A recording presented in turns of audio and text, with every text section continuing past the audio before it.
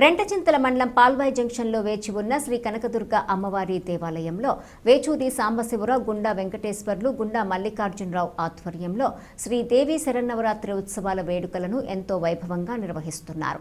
ఉత్సవాలలో భాగంగా 5వ రోజున అమ్మవారు భక్తులకు ధనలక్ష్మీదేవిగా దర్శనమిచ్చారు. పుణ్యదంపతులు పీటల మీద కూర్చుని అమ్మవారికి ప్రత్యేక పూజా కార్యక్రమాలు నిర్వహించారు. ఆంధ్రప్రదేశ్ శిల్పారామం చైర్మన్ చేరెడ్డి మంజులారెడ్డి అమ్మవారిని దర్శించుకుని ప్రత్యేక పూజా కార్యక్రమాలు నిర్వహించారు. ఈ కార్యక్రమంలో భక్తులు అధిక సంఖ్యలో పాల్గొని అమ్మవారిని దర్శించుకుని తీర్థ ప్రసాదాలు స్వీకరించారు. అమ్మవారి రథోత్సవం నిర్వహించారు. ఈ కార్యక్రమంలో నాలం నాగేశ్వరరావు, పల్లెర్ల వెంకట నర్సిరెడ్డి, పాల్వాయి సర్పంచ్ మందలపు అనిమిరెడ్డి, జి మల్లికార్జున తదితరులు పాల్గొన్నారు.